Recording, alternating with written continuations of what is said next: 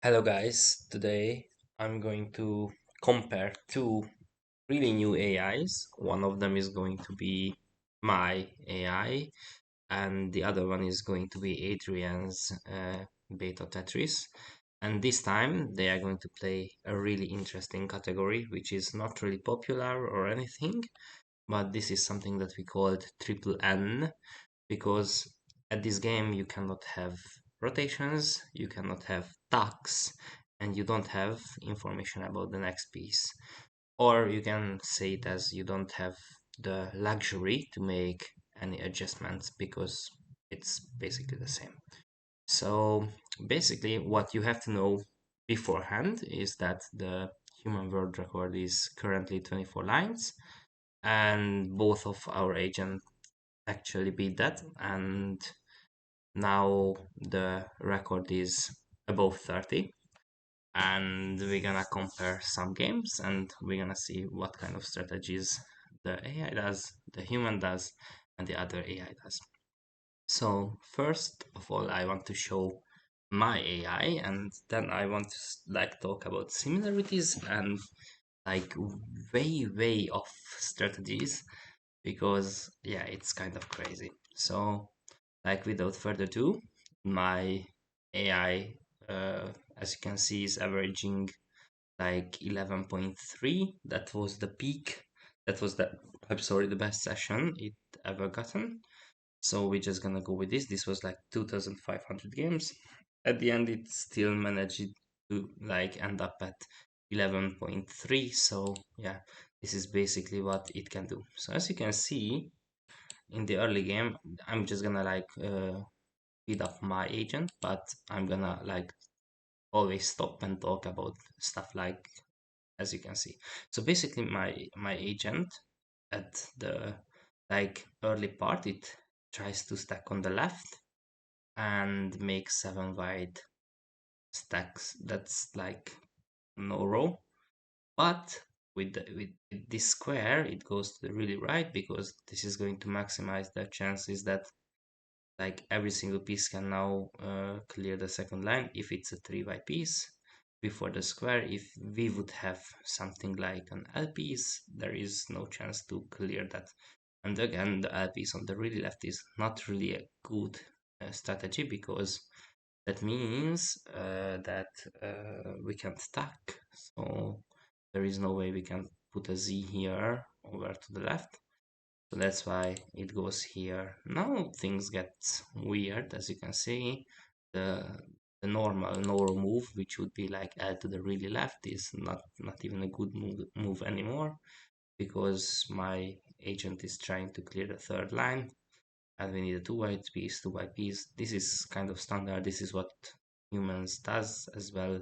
I think nothing really groundbreaking happens here.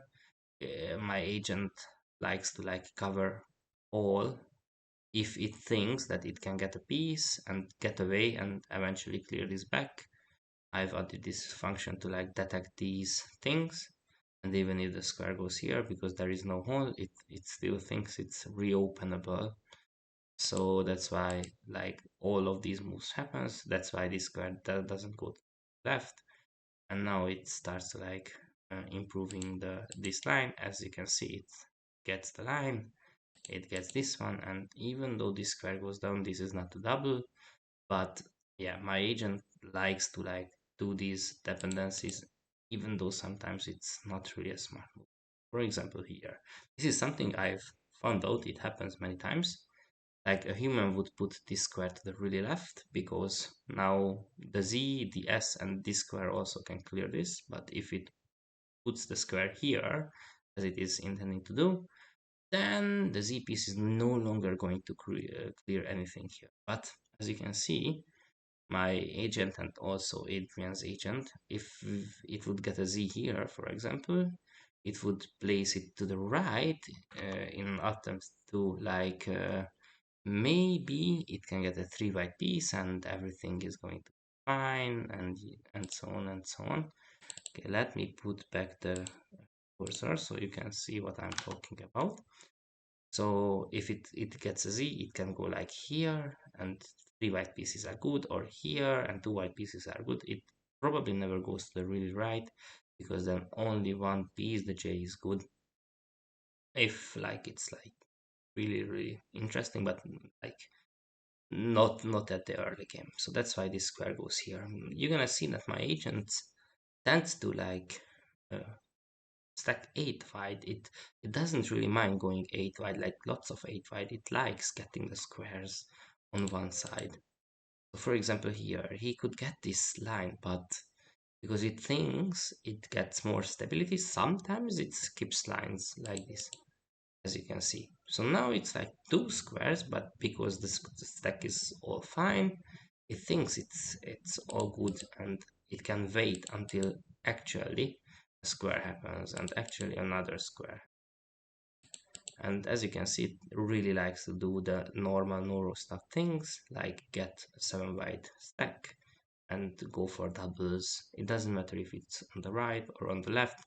It really depends on how the pieces comes, but yeah, basically it likes doing this kind of stuffs. And if like you see there is like a 3 wide, yeah, it's really like taking the chances, because S, Z plus T and other 3 Ys can easily clear this, or even a square here. Okay, it got like pretty unlucky, so yeah, it can't do that anymore. But as you can see, this is already preparing to do the next line after it, not the next, because yeah, it would take too many 3 white pieces. That's, I think, kind of smart. Again, this long bar is like weird to get here and not here, or the way to the really left, but that's just how the stacking goes. uh, it thinks that making like side dependencies is good, because eventually it can create another line which is going to not be just one piece dependency. But if it gets the one piece dependency, it likes to get it, uh, because the stack is just way more how to say that, more flexible probably. I don't really know because I don't understand this, but that's all I can like provide with my knowledge. Like you see that long bar, and it might happen, it might not, but it likes taking the chances and stack like rows together and not like separating things. As you can see, it really don't like separating stacks, but if it's like a one piece dependency, it's fine with it. So for example here, this T is also really smart to come here and not all the way to the left, because now two-way pieces can help here as well. So you can see once we get the square, it's fine. And this is reopenable, like this hole here is reopenable, and it got it anyway. So yeah, that's something to like look for. And now I don't really want to be like really specific, because I really can't like get everything what the AI does, but I can catch like some of it. For example, here this hole is also reopenable, so that's why it like sometimes gets like big chunks of clears. Like it stacks up, but it can clear back down if the pieces are cooperating. If they are not, it sucks, but yeah, that's basically it. And also, if it gets like two awkward pieces, for example here it thinks it's fine to place it here. Like this is a really interesting stuff. You will see that if this happens to the other AI, it never puts it here. It likes to put like twice to the right, so three white pieces are fine on the left as well. But my agent thinks elsewhere, because it thinks that three white pieces are also good here, except the LPs.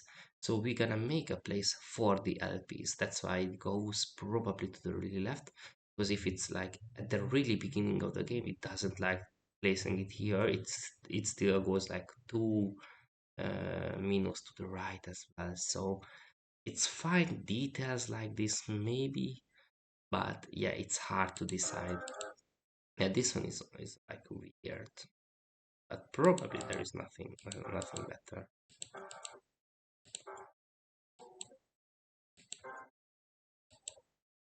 Yeah. Again, this is like again weird. Like as a human, you would never place it here. You would go here because you think that if it goes to the right, there is only one piece that can fill this hole. But the AI thinks that because the piece goes here, it's more flexible to build it up, and that's why it chooses this one. And yeah, it also gets a bit lucky. But yeah, it finds really interesting souls, which is kind of crazy if you think about it. Yeah, eventually it's like a finite game, but yeah, as you can see, it can play kind of well. I'm not saying that every single game is going to be like 10 plus games, but yeah, if the pieces are okay. So this was also a really interesting setup, which is like high level understanding, because it goes here with the square, which seems like a bad move because this square should go to the really right, so many pieces can take this line. But this agent thinks that if it gets a 3 white piece here or like anything, it gets a square double, which is more beneficial than like single line clears. That's why it places here. And eventually, as you can see, it gets one pet piece, and now there is no way to like defend this line. That's why it doesn't go here and just go into the middle because it still wants the square. Yeah, it would be really much better if the square would go to the really right, but yeah, it's again something that maybe we can try to like get rid of, but yeah, it's kind of yeah, just interesting stuff. Yeah, these lines are not really accessible anymore. It's just something that I wanted to show, like to put down because that was like interesting. I think nothing really interesting happens here. I mean, it got 29, that's nice, but that was kind of lucky. But here, as you can see, that what I was talking about earlier, it stacks in a way that it thinks, for example, here, instead of taking the burn, it thinks stacking 8 wide is fine without squares. And eventually, once the squares comes, they can like just burn, which is very interesting. Look at that long bar, like into the middle. Yeah, that's some kind of very aggressive playstyle. If it gets the pieces, it's fine. If it's not really a beneficial thing probably to do. And again, like long bars into the middle is really common thing because you can't really tuck, you can't go to the really right because then you block everything which is under that was the left, but that's the same concept on the really right. That's why it goes here, so it still keeps up this hope on the right side, which eventually comes. I think yeah, that's maybe it. Yeah, this T is also kind of weird. Why would it go there? But that's again just like stacking concepts and, and maybe uh, long term planning, but it's hard to say. But this one is like a really nice solve. Like you can get perfect clears, which is kind of insane. Like if you think, oh, I'm sorry, if you think like about it, like getting 6 extra lines is like really good if you want to get like high scores. So yeah, that was probably it. Now I want to show the uh, other AI and other games, and then the high scoring games as well, because those are kind of interesting. Okay, so let me like place it here. Okay, so basically what happens with these games is really similar. It also tends to like stack 7 wide, It also tends to place like the placeholder piece to the really right, as you can see, so all three-way pieces can take the burn, which is really similar to the agent which I was training. Yeah, it also like goes here, even though it takes off some flexibility. It doesn't really like to ruin lines if it can.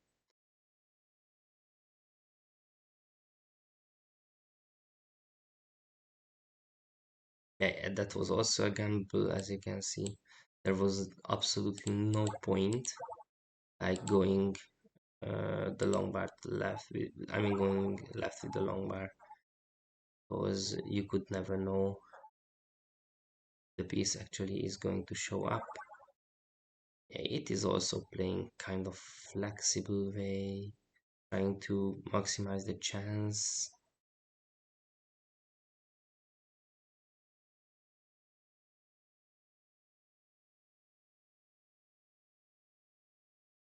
Yeah, and as you can see, it also does this weird thing, which was the case with my agent as well. Like it goes here, which is, if you want me to explain this move, uh, maybe in 1,000 days I can try, but again, it is just like some weird stacking concept because this line is already really hard to get if it goes here because there is like a three wide gap, and the way it like can be cleared is probably really slim. Like you need a square here, an L here, and another square here, so that the chances of getting this line is like really low, or like getting it without ruining everything.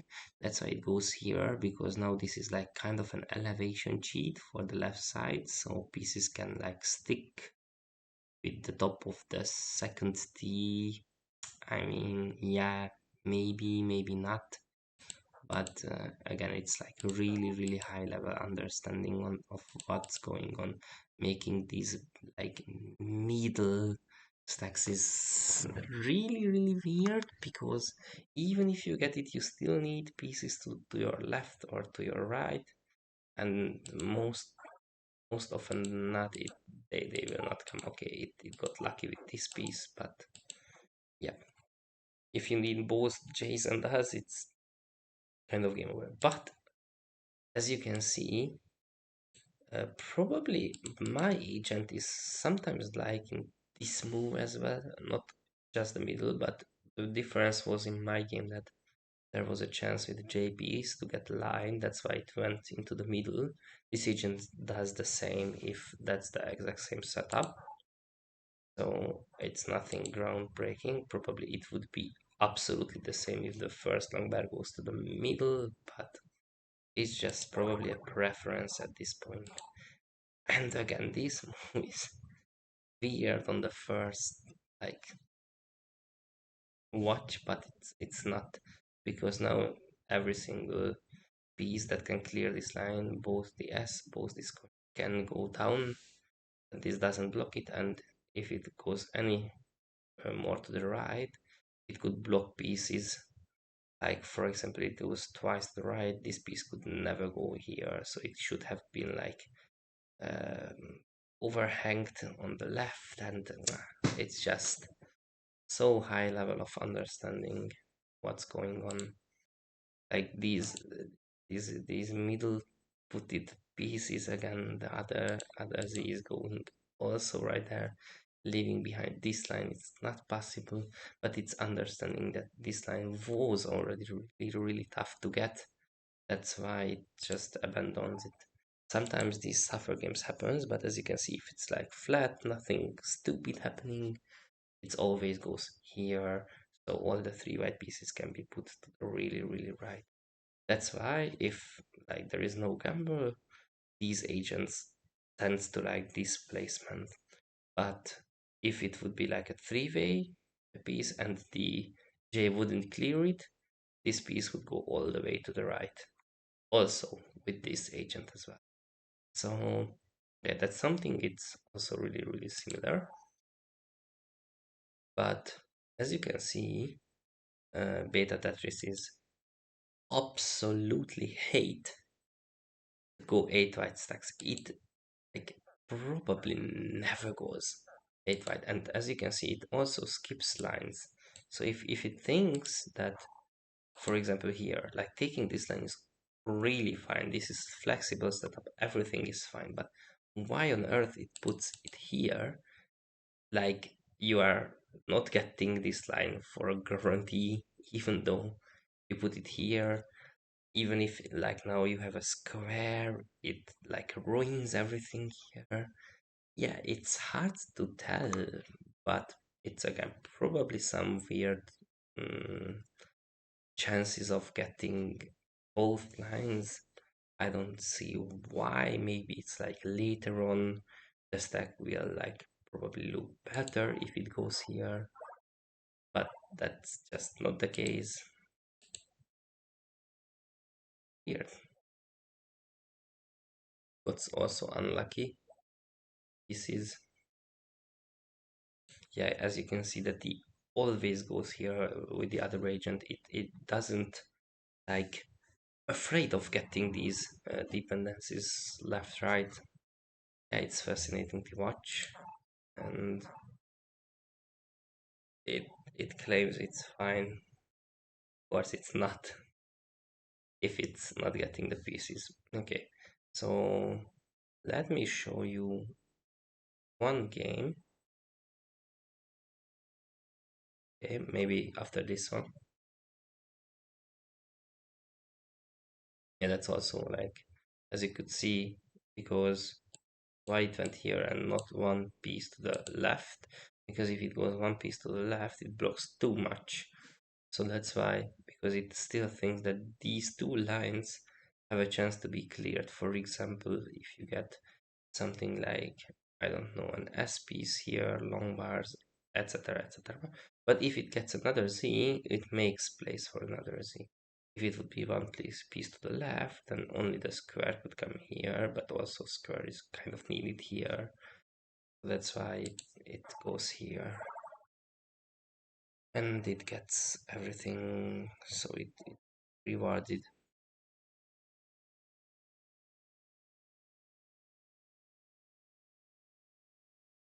Yeah, again, really, really high level understanding how to 7 widen your stack.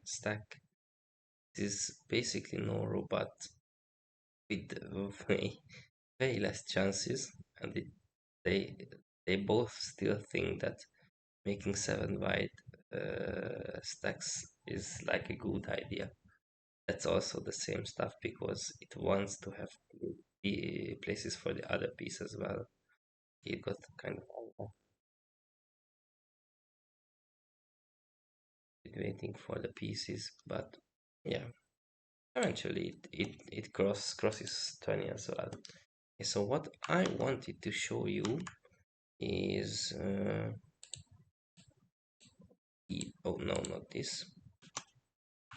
I wanted to show you the games where it went completely nuts, and maybe those games are these, I guess.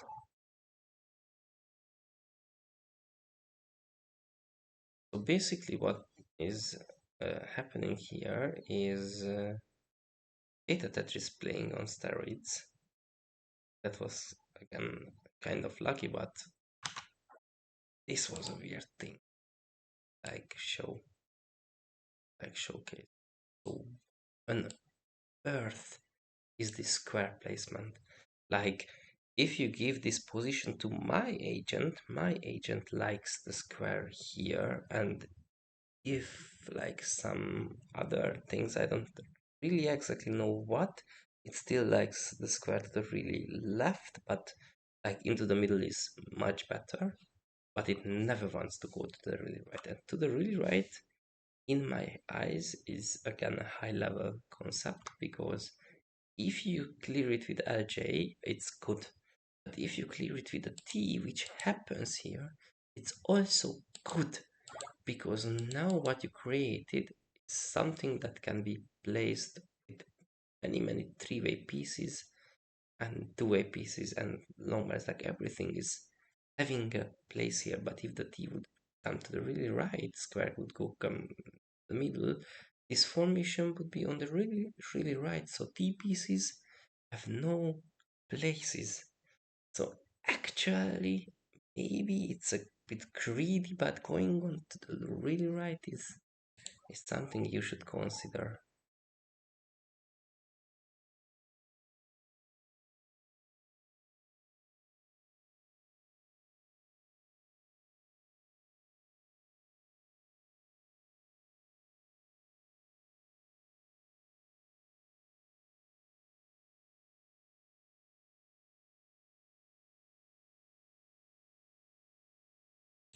Yeah, I want to show you really soon something. It's not here.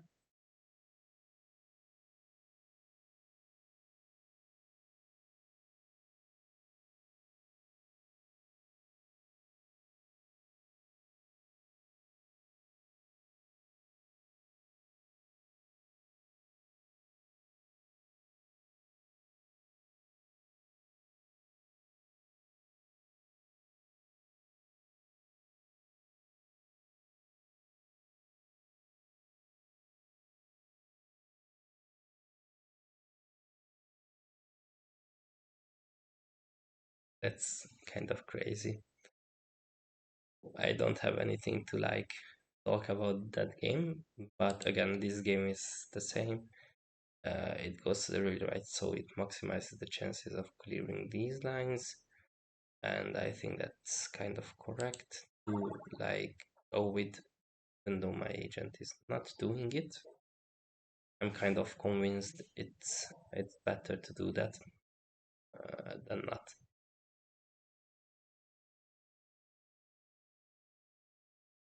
It always makes these like middles stacks. It's crazy. I like that move as well. Just make as many seven wide stackable lines as possible. Again, it's really nice. It's not taking the burn because it knows that like having flexible, very good stacked up lines is good. Okay. Now this is the sec what I wanted to talk about, which is weird. Like, why not you just go one more to the right? Because if you go one more to the right, you still have the chance with every single three white piece to clear these and also to stack on the left. But if you go here, it makes zero sense. And then the long bar comes. It doesn't like try to do anything with the long bar, and then it just does same. What? It's so weird because it fucked two lines and now it fucked the third line. And I there was absolutely no reason to do that. Like you could place this piece so it still accommodates long bars and only the J piece is not going to burn this one and the J pieces would be also fine on the left. So I don't know, it's just kind of weird. But again, it's like really high level understanding of the game. Again, makes six wide. It doesn't wait for the long bars, but makes that placement. It doesn't go here because if it gets a long bar, things get dicey. So like keep it calm. Don't build too high on one side. Is always beneficial. So it goes here. Okay, this square was weird because I think like here going like putting the square here is better because then three white pieces are like accommodated here on the right, but this way only the L piece is fine, which is weird. I don't know why, because earlier it didn't show this kind of decision making, but I guess eventually it's fine. If it gets the pieces, it's fine.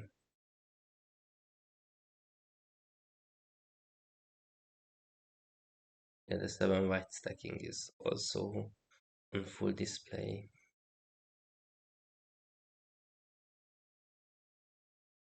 And yeah, this agent also does what my agent does. like if it's like a square dependency in the middle, for example, like this, it's fine taking the risk, which is, I don't know, weird because, for example, here, if my agent, when this piece happened like this, I think my agent also goes here, but at this point, the next piece, for example, here, if the next piece is another J, it would go here. I don't know what Adrian's AI would do if the next J comes here. And I do have a game on video on with my agent when this exact same stack happened, but like much lower, and it went for like the J or the L first. I don't really remember. It covered the double, but because it gets another chance for another double, it was fine. It's also right, kind of weird, which probably never would cross my mind, but it's good. Actually, you can get the piece. But now it doesn't stack on the right. Uh, it's really hard to understand. But yeah, well, so I guess thing to like criticize it for. But here I will have something to criticize it for. So for example here, now this agent should like go to the really left, go to the really left, and just try to make the, or maybe the top or one below the top. So I think I understand that this square should go to the really right, that's also fine. But this T is weird because if you like think about uh, maybe there is like a lesser chance to get another T here. So another T would be like lesser chance. So if the T goes to the like this spot, then the L would go down as well. Or if it goes one to the left, the J could go to the really right. It doesn't see the next piece anyways, and you don't see it as well. I know it is going to be a J, but yeah, it could have gotten like better chances, yeah, and the J is just gonna get stuck. So it didn't get the 36 line. So as you can see, my AI peaked at 29. Betatetris showed uh, how this game is done. It demolished my AI's PB by 6 lines, but the actual interesting part is the averages, which was 12.7 on Betatetris and it was 11.3 on my agent. And yeah, so basically, Betatetris is slightly better. It's not far away. I mean, my agent is not far away, and yeah, this was my first attempt. Maybe I will revisit it at some point, but I'm going to train it for Noro and not for the triple N category. But this was a fun challenge, and as you can see, like there are many strategies to like play with. You can like go 8 white stacking and just wait for squares to like clear everything. You can like build the pieces together and burn on one side and one side only. And you can like freestyle and go left, right, and just get the burns in the middle. You can still get like probably 30 with both methods or like every single method.